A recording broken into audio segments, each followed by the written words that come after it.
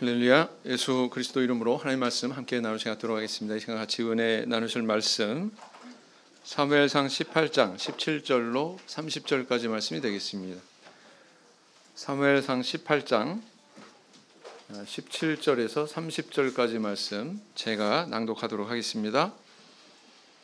사울이 다윗에게 이르되 내 맏딸 메랍을 내게 아내로 주리니 오직 너는 나를 위하여 용맹을 내어 여호와의 싸움을 싸우라 하니, 이는 그가 생각하기를 내 손을 그에게 대지 말고 블레셋 사람의 손으로 그에게 대게 하리라 함이라.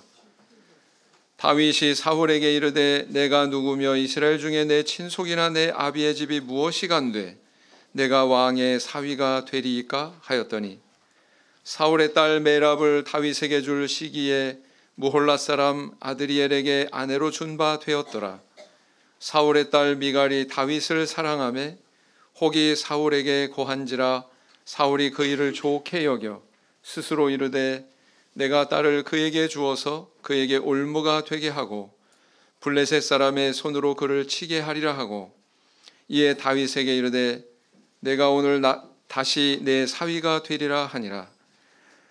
사울이 그 신하들에게 명하되 너희는 다윗에게 비밀히 말하여 이르기를 보라, 왕이 너를 기뻐하시고 모든 신하도 너를 사랑하나니 그런즉 내가 왕의 사위가 되는 것이 가하니라 하라. 사울의 신하들이 이 말로 다윗에게 고하매 다윗이 가로되 왕의 사위 되는 것을 너희는 경한 일로 보느냐? 나는 가난하고 천한 사람이로라 한지라. 사울의 신하들이 사울에게 고하여 가로되 다윗이 여차여차히 말하더이다. 사울이 가로되 너희는 다윗에게 이같이 말하기를 왕이 아무 패백도 원치 아니하고 다만 왕의 원수의 보족으로 블레셋 사람의 양피 100을 원하신다 하라 하였으니, 이는 사울의 생각에 다윗을 블레셋 사람의 손에 죽게 하리라 함이라. 사울의 신하들이 이 말로 다윗에게 고하매 다윗이 왕의 사위 되는 것을 좋게 여김으로 만기가 되지 못하여서 다윗이 일어나서 그 종자와 함께 가서 블레셋 사람 200명을 죽이고 그 양피를 가져다가 수대로 왕께 드려 왕의 사위가 되고자 하니, 사울이 그 딸 미갈을 다윗에게 아내로 주었더라. 여호와께서 다윗과 함께 계심을 사울이 보고 알았고 사울의 딸 미갈도 그를 사랑하므로 사울이 다윗을 더욱더욱 두려워하여 평생에 다윗의 대적이 되니라. 블레셋 사람의 방백들이 나오면 그들의 나올 때마다 다윗이 사울의 모든 신하보다 더 지혜롭게 행하매 이에 그 이름이 심히 귀중이 되니라. 30절까지 말씀 살펴봤습니다. 러시아의 작가 톨스토이라고 하는 그런 인물이 있죠. 그분이 쓴 바보 이반이라고 하는 제목의 소설이 있습니다. 그 소설의 내용은 대충 이러한데요.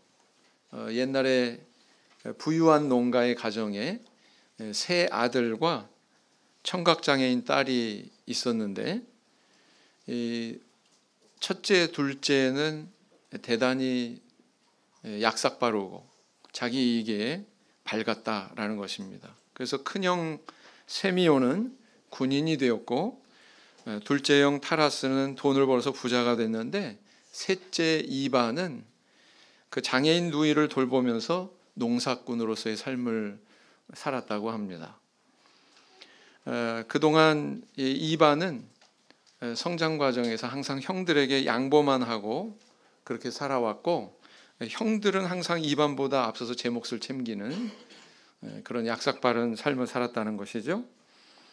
그래서 이렇게 양보만 하고 사는 이반에 대해서 사람들이 바보라고 불렀답니다. 그래서 제목이 뭐예요? 소설 제목이 바로 바보 이반이다라는 것입니다. 그런데 시간이 흘러서 변화가 찾아왔죠. 형들은 이제 뭐 은퇴하고 뭐 쇠퇴하고 망하고, 그래서 뭐 별 볼 일 없게 되었지만 이반은 우연한 기회에 이렇게 형통한 길이 열려가지고 아주 고위 관료가 돼서 행복한 인생을 살았다고 하는 그런 이야기입니다. 짧게 이렇게 말씀을 드렸는데, 이 소설이 우리에게 가르쳐주는 그런 교훈은 뭐냐면은 착하고 선량한 사람이 결국에는 복 받는다라고 하는 권선징악적인 그런 교훈을 우리에게 전달하고 있습니다. 이 세상에 태어난 사람은 누구나 이 세상을 살아가는 동안에 출세하고 부유하고 잘 살려고 하는 그런 욕구가 있죠. 그런 욕구 자체가 사실 나쁜 것은 아닙니다. 왜냐하면 우리가 성경을 살펴봐도 요셉을 한번 보세요. 애굽에서 어떤 자리에 올랐습니까? 총리라고 하는 그런 자리에 올라서 부와 명예를 그렇게 누렸죠. 욥은 어떻게 소개하고 있습니까? 당대의 욥보다 부자인 사람이 없었다. 거부였다는 거죠. 그래서 이렇게 특별히 큰 부유함을 누리기도 했고요. 다니엘은 어떻습니까? 나라가 바뀌고 임금이 이렇게 저렇게 바뀌고 그런 어두운 정세 속에서도 임금들의 그런 신뢰를 한 몸에 받는 고위 관료로서의 삶을 살았죠. 자, 이런 사실을 볼 때 성경은 신앙인이 어떤 지위에 오르거나 아니면 부를 소유하거나 어떤 명예를 누리거나 하는 것에 대해서 부정적으로 이야기하고 있지 않습니다. 그것을 부정하지 않아요. 오히려 올바른 과정과 경로를 통해서 그것을 소유할 때 그것을 일컬어서 복이다. 하나님께서 내려주신 복이다. 이렇게 이야기하고 있거든요. 그런데 문제는 뭐냐면은 그것을 소유하기까지 정말 하나님 뜻에 일치하는 그런 바른 과정과 경로를 걸어갔느냐, 그래서 얻은 열매냐라는 것입니다. 신명기 5장 32절에서 33절 말씀을 보시겠습니다. 신명기 5장 32절에서 33절 말씀을 보시겠습니다. 신명기 5장 32절에서 33절 같이 읽겠습니다. 시작. 그런즉 너희 하나님 여호와께서 너희에게 명령하신 대로 너희는 삼가 행하여 좌로나 우로나 치우치지 말고 너희 하나님 여호와께서 너희에게 명하신 모든 도를 행하라. 그리하면 너희가 삶을 얻고 복을 얻어서 너희의 얻은 땅에서 너희의 날이 장구하리라. 때로 어떤 사람들은 이 하나님 눈에 거슬리는 그런 정당하지 못한 방법과 과정을 밟아서 결국에는 파멸에 이르게 되는 그런 사람이 있는 반면, 어떤 사람들은 하나님 뜻에 일치한 그런 길을 걸어가서 나중에 인생의 달콤한 열매를 수확하기도 하는 그런 모습을 보기도 하죠. 우리는 과연 어떤 길을 걷고 있으며 우리 성도님들은 종국적으로 어떤 열매를 기대하고 계신가요? 오늘은 이 권모술수로 가득 찼던 사울 왕의 모습과 순수하고 진실한 모습으로 일관했던 다윗의 모습을 비교하면서 진정한 형통의 열매를 수확하기 위해서 내가 걸어가야 되는 길은 어떤 길인지, 또 어떤 길을 삼가해야 되는지 함께 생각하고 은혜를 나누는 시간을 가지고자 합니다. 자, 오늘 읽으신 본문의 내용은 어떤 내용이에요? 사울 왕은 골리앗을 물리쳐서 나라를 위기로부터 구했습니다. 그리고 그 구한 대가로 마땅히 포상을 요구할 수 있는 그런 자리에 있었죠. 그러나 사울 왕은 이 다윗에게 당장의 포상을 내리지 않습니다. 시간이 한참 흐른 뒤에야 본래 약속했던 메랍이 아니라 미가를 다윗에게 주어서 부마로 삼게 되지요. 그런데 이 과정에서 굉장히 불성실하고 불손한 그런 사울의 모습을 발견하게 됩니다. 이렇게 결혼이라고 하는 건 뭐라고 그래요? 일륜지 대사다 이렇게 얘기하죠. 아주 기뻐하고 즐겁고 의미 있는 그런 축복된 일이 있는 그런 날인데, 이 결혼이라고 하는 것을 어떻게 사용하냐면 사람을 죽이려고 하는 미끼로 지금 사용하고 있단 말이에요. 누가요? 사울 왕이. 구체적으로 말하자면 다윗에게 딸을 이렇게 주면서 조건을 내세웠죠.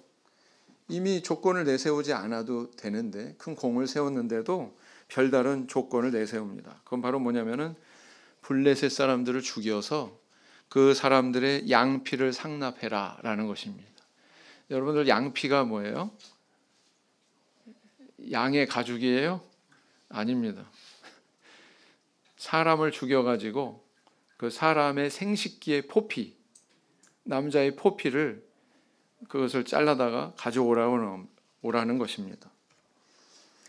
사실 이것은 다윗이 블레셋 사람의 칼날에 죽어 엎드러지게 만들려고 하는 사울 왕의 계략에 의한 그런 요구였죠.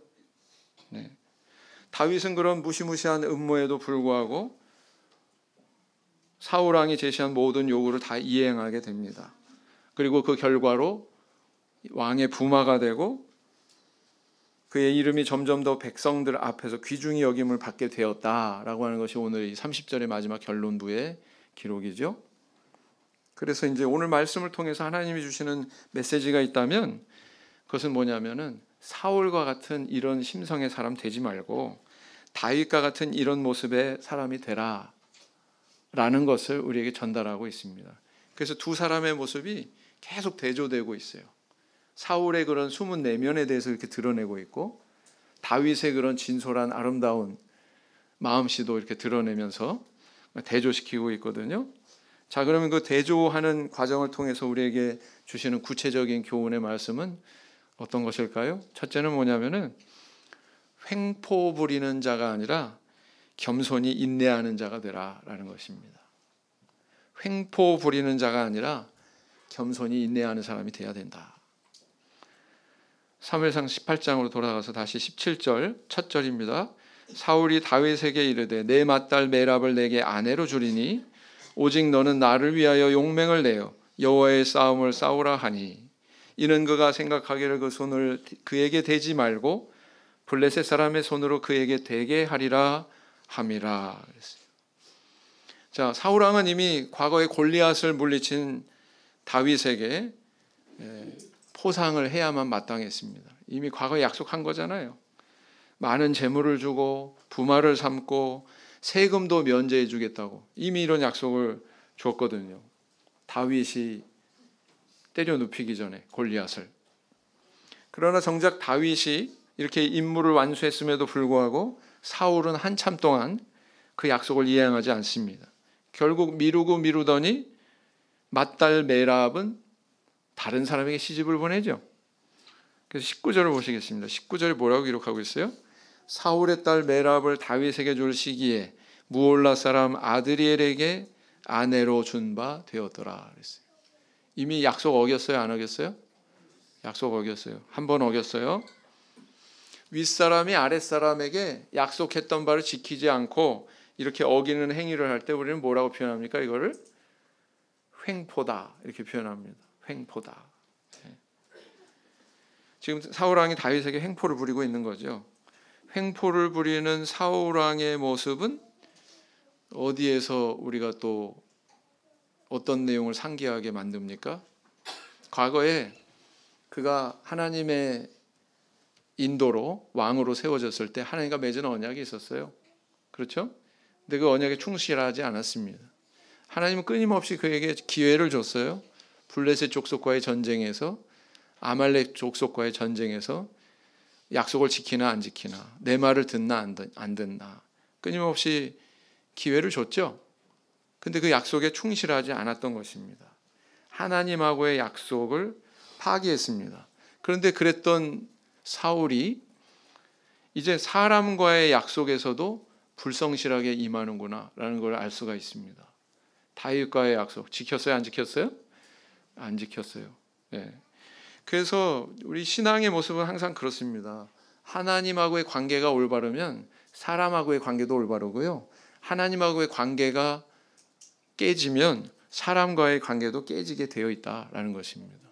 하나님은 잘 믿으면서 사람의 관계는 엉망이다? 그런 거 없습니다. 사람과의 관계는 엉망인데 하나님을 잘 섬기더라. 그런 일은 있을 수 없습니다. 하나님은 그런 것을 원하는 것이 아니죠. 하나님께서 제시하시는 것은 뭐예요? 하나님을 섬기는 정신으로 사람도 섬겨라. 하나님과 화목하는 것처럼 사람과도 화목할 줄 알아야 된다. 이거 가르치는 거거든요. 그래서 사울은 바로 이런 면에서 두 가지 관계에서 다 실패하고 있었다라는 것을 우리에게 보여주고 있다는 사실입니다. 에베소서 4장 25절 말씀을 보시겠습니다. 에베소서 4장 25절 말씀을 보시겠습니다.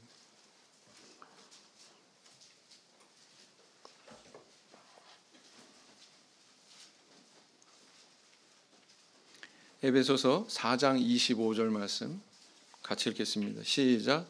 그런즉 거짓을 버리고 각각 그 이웃으로 더불어 참된 것을 말하라.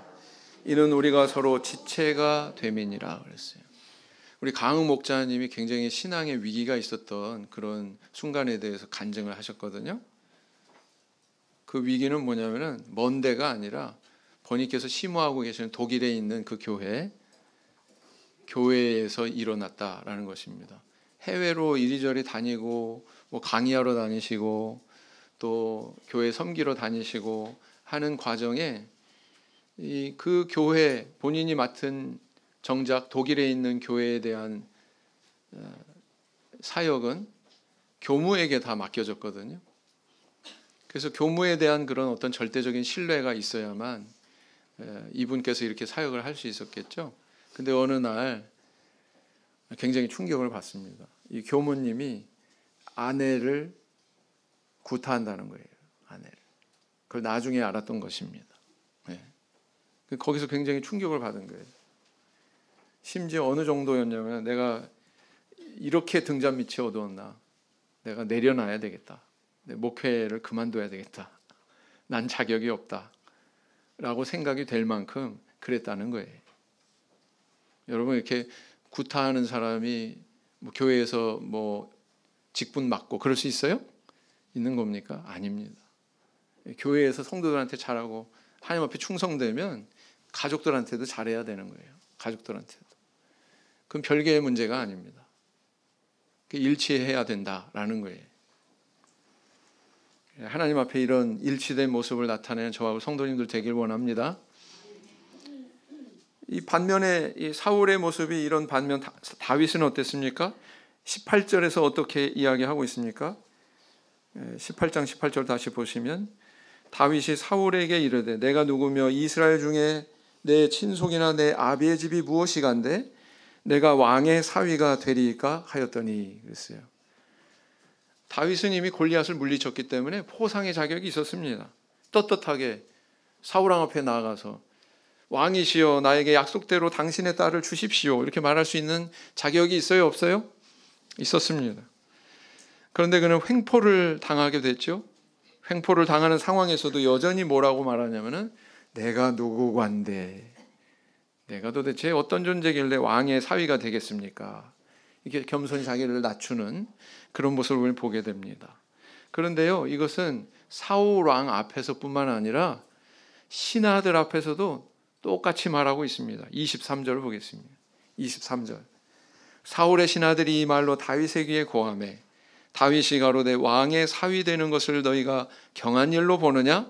나는 가난하고 천한 사람이로라 한지라 그랬어요. 왕 앞에서 한 말이고 신하들 앞에서 한 말이나 어때요? 동일하죠?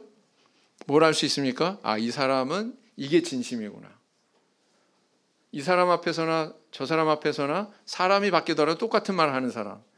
이 상황에서나 저 상황에서나 똑같은 말을 하는 사람. 어떤 사람이에요? 진실한 사람이에요. 진솔한 사람이고. 다윗의 영혼을 드러내는 그런 언변이죠. 다윗은 사울왕의 약속 불이행에 대해서 뭐 원망하거나 불만을 가지거나 그러지 않았습니다. 지체되는 그런 약속에 대해서도 이런 부정적인 마음을 가지지 않았어요. 아마도 다윗은 곰곰이 자기 자신을 돌아보면서 생각했던 것 같습니다. 왕이 왜 저렇게 포상을 미루시고 가만 보니까 또 메랍을 주기로 했는데 메랍을 딴 사람한테 보내시고 저러시지? 왜 약속을 이렇게 유예하시고 지키지 않으실까? 생각하다가 그 원인을 자기 안에서 찾게 됐어요. 나를 보니까 내가 왕이더라도 이렇게 가난하고 변변한 재산도 없고 내세울 것도 없는 이런 집안에 어떻게 사랑하는 자기 딸을 내어줄까? 아마 그래서 이 결혼을 미루시고 약속 지키기를 꺼리시나 보다. 다윗이 이렇게 결론을 내린 것 같아요. 그러니까 이렇게 말하지 않겠습니까? 그래서 얼마나 다윗이 겸손한 사람이고 악의가 없는 사람이었는지 사울왕의 품은 마음을 전혀 몰라요. 그 악의를 전혀 생각도 안 합니다. 오히려 자기를 주목하고 자기 안에서 원인을 찾고 자기를 탓하고 있죠. 얼마나 착한 사람이에요. 그렇죠? 제가 목회하면서 이렇게 보면은요, 부부간에 이렇게 사이가 안 좋은 그런 가정에서 남편은 다 불만 토하면서 아내 탓해. 근데 아내는 다 제 잘못이죠. 제가 부족해서요. 제가 문제가 있어가지고 이렇게 얘기해. 그런 가정이 있더라고요. 참 어떻게 저렇게 천사 같은 아내를 두고 저런 남편이 있을 수 있나. 참 그런 마음 들 때가 있습니다. 네. 우리 청주교회 가정은 한 가정도 그런 가정 없겠죠? 뒤집어졌어요? 아내 남편이 뒤집어졌어요? 저한테 살짝이 오세요.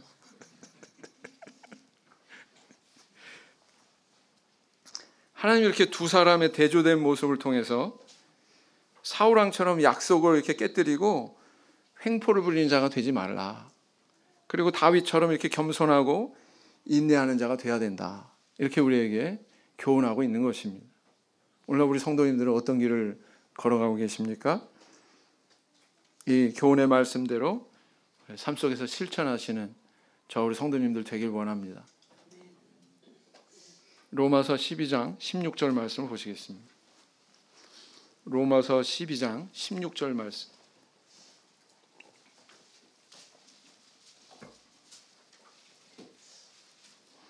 로마서 12장 16절 말씀 같이 읽겠습니다. 시작. 서로 마음을 같이하며 높은 데 마음을 두지 말고 도리어 낮은 데 처하며 스스로 지혜 있는 채 말라 그랬어요. 두 번째 우리에게 주시는 교훈은 바로 이런 것입니다. 표리부동 버리고 충성의 마음을 가져라. 표리부동을 버리고 충성의 마음을 가져라 라는 것입니다. 22절로 다시 돌아가서 보시면 사울이 그 신하들에게 명하되 너희는 다윗에게 비밀히 말하여 이르기를 보라 왕이 너를 기뻐하시고 모든 신하도 너를 사랑하나니 그런즉 내가 왕의 사위가 되는 것이 가하니라 하라. 사실 사울왕의 진심은 뭐였어요? 사울왕이 이렇게 말한 내용과는 전혀 다르죠? 사울왕의 진심은 사실은 다윗을 죽이고 싶었어요. 네. 근데 신하들 앞에서 겉으로 말할 때는 왕과 모든 신하가 너를 기뻐하고 사랑한다. 세상에 이런 말을 하고 있습니다. 우리는 이 사울왕의 모습 속에서 악인의 소름 끼치는 겉과 속이 다른 그런 모습을 우리 보게 되죠. 악인의 특징이 뭐예요? 바깥으로는 그냥 온갖 감언이설, 자기를 막 치장하는 그런 말을 늘어놓지만 속을 살펴보면 거기에는 전혀 다른 섬뜩한 그런 다른 악의가 감춰져 있다는 것입니다. 그래서 마치 잠수함 같아요. 잠수함 어때요? 물속에 딱 잠겨져 있다가, 그죠? 도사리고 있다가 어느 순간에 결정적인 순간에 딱 떠올라서 적을 공격하고 파멸시키죠. 그런 것처럼 이 잠수함 같은 사람이 있습니다. 우리도 살아가면서 이렇게 무서운 사람 만날 수 있죠. 학교에서, 직장에서, 어떤 소속한 단체에서 참 이런 사람 한 사람 만나면은요, 참 그 인생 참 고달프고 힘겹습니다. 이 사람하고 대화하면 이 말의 진위를 제대로 파악하기가 어려워요. 그러니까 어때요? 대화라고 하는 것 자체가 어렵고 그 대화의 결과도 이게 어떻게 결말이 날지 추측하기도 힘듭니다. 때로는 이 말에 독이 들어있는 것 같이 막 계속 들으면 이 마음에 통증이 와요. 이 말에도 이게 통증을 일으키는 힘이 있구나. 그렇지 않습니까? 마치 막 화살을 맞는 것 같아요. 그렇지 않습니까? 시편에 보면 이렇게 악인은 숨어서 화살로 쏜다고 그랬는데, 야, 저걸 얘기하나 보다. 그렇습니다. 사울 왕이 바로 그런 아픔을 주는 인물이었다라는 것이죠. 시편 28편 3절 말씀을 보시겠습니다. 시편 28편 3절 말씀을 보시겠습니다. 시편 28편 3절 말씀 같이 읽겠습니다. 시작. 악인과 행악하는 자와 함께 나를 끌지 마옵소서. 저희는 그 이웃에게 화평을 말하나 그 마음에는 악독이 있나이다 그랬어요. 자, 반면에 다윗의 모습은 어땠습니까? 사울 왕은 다윗에게 블레셋 사람을 죽여가지고 그 양피를 베어가지고 200개를 가지고 와라. 100개인가요? 100개를 요구했습니다. 그런데 다윗은 이걸 순수하게 받아들여요. 이상하지 않습니까? 저 같으면 야, 이거 나더러 죽으란 얘기구만. 저는 이렇게 해석했을 것 같아요. 왜냐하면 골리앗을 상대해서 때려 눕히는 것도 정말 커다란 모험인데 블레셋 사람 한둘도 아니고 100명을 죽여가지고 그 양피를 베어온다는 것은 못지않은 모험이었거든요. 그렇지 않았겠습니까? 그래서 이 조건을 만약에 들었다면 이 골리앗을 다시 한번 때려 눕히라는 얘기구나. 아니, 나더러 죽으라는 얘기구나. 알겠습니다. 딸을 나에게 주실 의사가 없군요. 안녕히 계세요. 아마 저는 그랬을 것 같아요. 사울 왕은 아주 무리한 조건을 이렇게 내세웠던 것입니다. 그런데 다윗은 사울 왕에게 항변하지도 않았고 그 요구대로 충성을 다해서 결국은 책임을 완수해내죠. 이게 바로 다윗의 모습이었다라는 것입니다. 사울 왕의 감추어진 의도 뭐예요? 난 너를 부마로 삼고 싶지 않아. 난 너를 미워하고 차라리 너는 블레셋 사람의 손에 죽어라. 아마 다윗이 세상사에 닳고 다른 그런 사람이었다면 사울 왕이 저렇게 말하는 걸 보니까 차라리 나더러 죽으라는 거구나. 이렇게 아마 해석했겠죠. 그런데 그는 정말 톨스토이 그 소설의 바보 이반처럼 그런 거조차도 생각을 안 했어요. 그런 거조차도 생각을 안 했어요. 설마 사울 왕이 날 죽으라고 저렇게 명령을 할까? 생각조차도 안 했어요. 그리고는 순전히 충성된 마음으로 자기 책임을 완수하게 되죠. 하나님은 이 다윗의 모습을 이렇게 보여주시면서 너희들의 모습도 이러해야 된다라는 걸 우리에게 교훈하고 있는 거예요. 그래서 하나님은 여러 가지로 우리를 때로는 테스트하기도 하시고 교훈하기도 하시고 우리의 영혼을 겨냥해서 우리 영혼의 형상을 하나님과 닮은 그런 형상으로 예수 그리스도와 닮은 그런 형상으로 만들기 위해서 이런 교훈을 주고 계시다라는 것입니다. 어떤 선교단체에서 선교사 선발 시험이 있었대요. 입시 공고를 내걸었더니 그 공고를 보고서 많은 사람들이 응시하기 위해서 찾아왔습니다. 시험 시간이 됐는데 나타나지 않는 거예요. 1시간이 지나고 2시간이 지나고 3시간이 지나도록 아무도 안 나타나는 거예요. 그러니까 그 응시하러 온 사람 중에서 쑥덕쑥덕거리더니 갑자기 누가 버럭 화를 내고 그 자리를 떠나갔습니다. 아직 남아있는 사람들 한참 몇 시간이 더 지난 뒤에야 한 사람이 거드름을 피우면서 나타났어요. 선교사인 듯한 어떤 한 사람이 나타나서 자, 여러분들 이제 시험을 보겠습니다. 한마디 사과도 없이. 그렇게 늦었으면 뭐 사과도 해야 될 거 아니에요. 한마디 사과도 없이 자, 이제부터 시험을 보겠습니다. 시험지를 쭉 나눠줬대요. 그래서 딱 이제 응시를 하는데 펜을 가지고 이렇게 답을 적기 시작하는데 문제들이 어떤 거냐면 2 더하기 2는 4. 동쪽은 어디서 뜨나? 1번 동쪽, 2번 서쪽, 3번 남쪽. 뭐 이런 문제들만 가득 차 있더라는 거예요. 시험을 보다가 중간에 응시생 중에서 버럭 화를 내더니 또 볼펜을 꺾고 나가버리더래요. 내가 이따 시험 보러 여기 온 줄 알아? 그러고 나가버리더래요. 근데 그런 상황에서도 끝까지 이렇게 응시를 하고 시험지 문제를 다 풀고 제출하고 그 자리에 남아있던 몇 사람이 있었답니다. 이 사람들이 거기에 남아있는데 이 시험 감독관으로 왔었던 선교사가 그러더래요. 여러분들은 합격이십니다. 그러면서 하는 말이 여러분은 선교라서 가장 필요한 자질인 근면의 시험, 인내의 시험, 신뢰의 시험에서 합격하셨습니다. 그러니까 이 일부러 지각한 거고요. 시험 문제도 일부러 이렇게 낸 거예요. 그렇죠?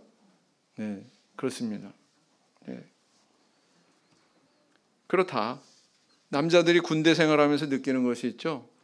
아이고, 내 저 고참만 없으면 내 군대 생활 정말 즐겁고 보람 있게 잘 할 텐데 어떻게 저렇게 악독한 걸 나한테 붙여주셨나, 그런 생각 들 때 있어요, 없어요? 우리 배태준 형제? 그런가 하면은 또 직장인들 가운데 저 직장 상사만 없으면 정말 내 직장 생활이 꽃을 필 것 같은데, 정말 보람 있고 즐겁게 내가 직장 생활 할 것 같은데, 근데 꼭 그런 사람이 있어요. 있어요, 없어요? 꼭 있어요. 학교 가서 열심히 공부하려고 하는데, 마음 잡고 공부하려고 하는데 꼭 나타나가지고 방해하고, 예? 괴롭히고 해코지하고 그런 친구 있어요, 없어요? 반에 꼭 있어요. 그 친구 전학 가고 사라져가지고 야 만세 이제 됐다 그러는데 얌전하던 애가 또 그렇게 돼. 그래 나타나 안 나타나. 예. 전부 다 고개 숙이고 있는 거 보니까 다 긍정하고 있네요. 우리 학생들이. 그렇습니다. 우리가 모두 다 거의 경험하고 있는 우리의 현실이란 말이에요. 하나님은 우리에게 최고의 인생을 살게 하려고 최고의 환경을 허락지는 않으십니다. 그걸 알아야 됩니다. 하나님은 우리에게 대적하고 분노하고 항거하는 것이 아니라 오히려 나를 괴롭히는 그런 사람들에 대해서 미련해지라고 이렇게 말씀하고 계신 거예요. 다윗의 모습을 보여주시면서 까다롭게 구는 이런 사람들에 대해서도 이 신앙의 정신으로, 그리스도의 정신으로 이겨내고 극복해라, 이걸 우리한테 교훈해 주기 위해서 이 다윗의 모습을 이렇게 비춰주시는 거거든요. 그렇습니다. 베드로전서 2장 18절 말씀 보시겠습니다. 베드로전서 2장 18절 말씀.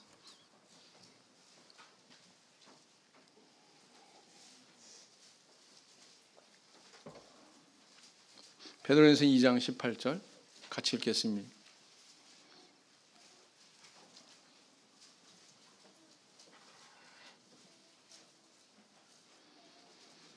베드로전서 2장 18절 같이 읽겠습니다. 시작. 사환들아 범사에 두려워함으로 주인들에게 순복하되 선하고 관용하는 자들에게만 아니라 또한 까다로운 자들에게도 그리하라 그랬어요. 까다로운 사람들한테도 어떻게 하라고 그래요? 네? 범사에 두려워함으로 순복해라. 순복해라. 그죠? 네. 이렇게 우리에게 교훈하고 있는 것입니다. 자, 그 다음에 세 번째 교훈이 있어요. 세 번째 교훈은 뭐냐? 권모술수로 무장하지 말고 순수함으로 무장해라 라는 겁니다. 순수함으로 무장해라. 사무엘상 18장 25절 다시 돌아가서 보시면 사울이 가로되 너희는 다윗에게 이같이 말하기를 왕이 아무 패백도 원치 아니하고 다만 왕의 원수의 보복으로 블레셋 사람의 양피 100을 원하신다 하라 하였으니 이는 사울의 생각에 다윗을 블레셋 사람의 손에 죽게 하리라 함이라 그랬어요. 여러분, 이 똑같은 내용이 두 번 기록되어 있습니다. 사울의 그 섬찟한 숨은 음모에 대해서 두 번 기록하고 있어요. 사울이 다윗에게 부마가 되는 조건을 새롭게 이렇게 내건 의도는 그것은 바로 다윗이 죽게 하려고 하는 그의 목숨 때문에 내건 조건이었습니다. 그를 죽게 하려고 한 거죠. 과거에는 아주 노골적으로 창을 두 번 던져가지고 죽이려고 하더니 이제 그런 방법으로는 안 됐으니까 이제 다른 방법을 쓰는 거죠. 이제는 겉으로 드러나지 않아요. 감추어져 있어요. 사울이 직접 창을 던지는 게 아닙니다. 사울의 머리로, 사울의 권모술수로 사울은 손 하나 까딱하지 않고 다윗에게 손대지 않고 다윗이 스스로 선택한 그 위험을 통해서 다윗을 죽게 하려는, 아이고 참 어마어마한 일이죠. 이런 것을 생각했다는 것입니다. 자기는 드러나지 않고 타인의 힘으로 또는 피해자가 될 그 사람이 스스로 선택하는 길로 그런 봉변을 당하게 하려고 하는 이런 지혜를 쓰는 걸 우리 뭐라고 그래요? 권모술수. 그죠? 사실 이게 더 무서운 거예요. 창 던지는 것보다 이게 더 무서운 겁니다. 다른 사람 뒤에서 남만 조종하고 자기는 전면에 나타나지 않고 참 이게 대단한 사람들입니다. 이 사람들이. 예. 종종 뉴스에서 무슨 비리 사건, 부정부패 사건 이런 뉴스 접하는데 야, 저거 누가 했지? 도대체 어떤 배경에서 저런 거 했지? 근데 막 누가 잡혀가고 뭐 처벌받고 막 그러는데 또 카메라 앞에서는 나는 결백합니다. 어쩌고 저쩌고 어느 날 자살했어. 그런 애들 있어요, 없어요? 그리고는 미궁 속으로 빠져버립니다. 그냥 덮어져 버리죠. 그런 일이 한두 건이 아니에요. 뉴스를 보면은 참 우리가 사는 세상 참 혼탁하구나. 진실이 없구나. 그런 거 느낄 때 많으시죠? 네. 사실은 이 뭐 뉴스에 회자되는 이름이나 상황들은요 겉으로 드러난 것뿐이고 그 깊숙한 내막에는 더 나쁜 사람이 존재하고 있다는 거 우리는 어느 정도 미루어서 그냥 짐작할 뿐입니다. 그렇죠? 그렇습니다. 이게 참 무서운 거예요. 네? 그래서 야 저런 거 보면 머리 좋다고 하는 게 도대체 뭔지 이게 머리 좋다는 거 하는 것보다 인격이 먼저구나 라는 걸 다시 한번 생각해 보게 됩니다. 무슨 타고난 능력보다 정말 좋은 심성 가지는 것이 먼저구나. 신앙이 먼저구나. 그런 생각을 다시 한번 되새기게 된다라는 것이죠. 우리 성도님들 자녀들 똑똑하기 원하시죠? 네? 네, 똑똑하기만 하고 도덕성이 없으면 어떻게 돼요? 네, 잘못되는 거예요. 인생에서. 네. 그래서 양심이나 정직함 같은 그런 훌륭한 덕이 없게 되잖아요. 그럼 오히려 그 지혜가 무서운 독이 될 수 있다는 사실을 먼저 아셔야 됩니다. 그러니까 자녀들을 학원 보내는데 열심 내기보다 교회 나오게 하는데 열심 내셔야 돼요. 우리 청주교회 대부분의 성도님들처럼. 만약에 그 생각에 동의 안 하시면 다시 한번 생각해 보시기 바랍니다. 고린도전서 14장 20절 말씀 보시겠습니다. 고린도전서 14장 20절 말씀을 보시겠습니다.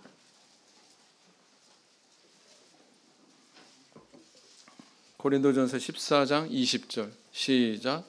형제들아 지혜는 아이가 되지 말고 악에는 어린아이가 되라. 지혜에 장성한 사람이 되라 그랬어요. 자, 사울왕의 모습은 이런데 다윗의 모습은 어떠했습니까? 자, 27절을 보시겠습니다. 본문 말씀으로 돌아가셔서 27절 보시면 다윗이 일어나서 그 종자와 함께 가서 블레셋 사람 200명을 죽이고 그 양피를 가져다가 수대로 왕께 드려 왕의 사위가 되고자 하니 사울이 그 딸 미가를 다윗에게 아내로 주었더라 그랬어요.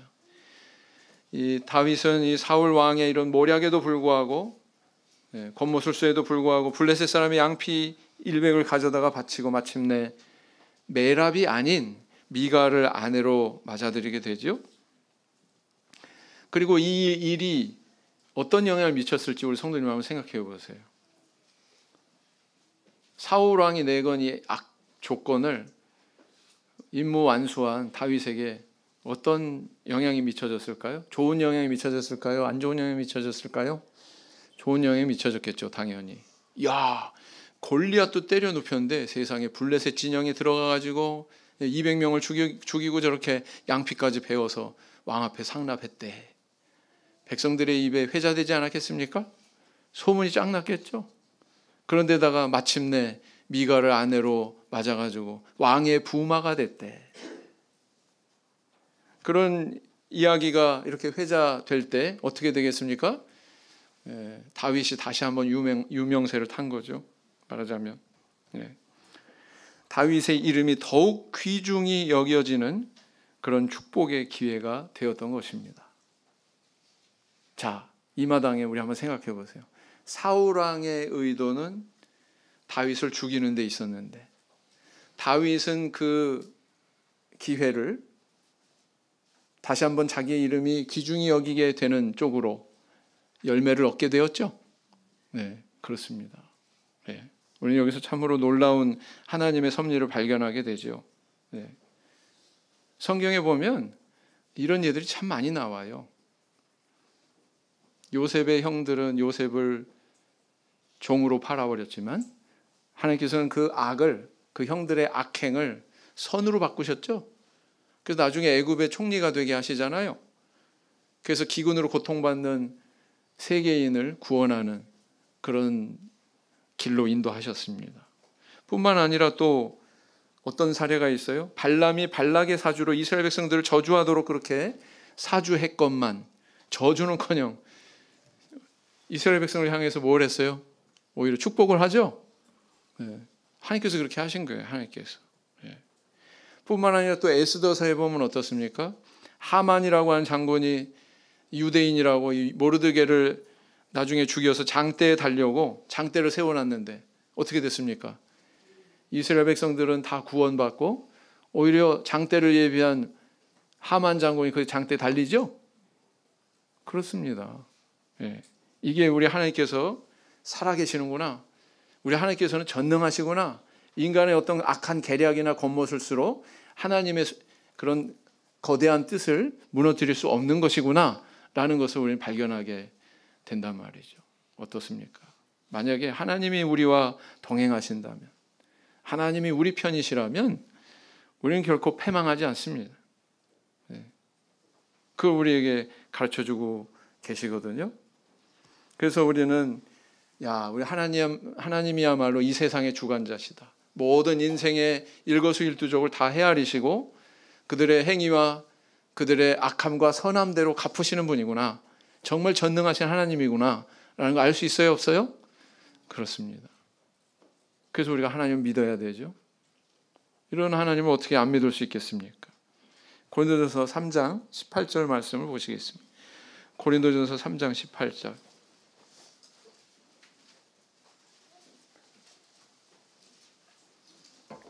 고린도전서 3장 18절 같이 읽겠습니다. 고린도전서 3장 18절 시작. 아무도 자기를 속이지 말라. 너희 중에 누구든지 이 세상에서 지혜 있는 줄로 생각하거든 미련한 자가 되어라. 그리하여야 지혜로운 자가 되리라. 오늘 우리 성도님들 어떤 삶의 길을 선택하시고 걸어가고 계십니까? 불의한 이 사울의 길입니까? 아니면은 의로운 다윗의 길입니까? 때로는 손해보는 것처럼 그렇게 보이고 바보처럼 보이고 어리석은 것처럼 보이지만 하나님이 우리에게 주신 이런 교훈대로 이 귀한 메시지대로 악인의 길이 아니라 의인의 길을 걸어가시는 저 우리 성도님들 되길 원합니다. 그런 길을 걸어갔을 때 사랑과 하나님 앞에 우리를 높여주시고 다윗이 마치 그러했던 것처럼 우리의 이름이 귀중이 되게 하는 그런 복을 내리실 것으로 믿습니다. 이와 같은 순전한 복, 하나님께서 주시는 무결점의 복 받아 누리시는 저와 우리 성도님들 다 되시기를 예수님 이름으로 기원드립니다. 묵상 기도 하시겠습니다.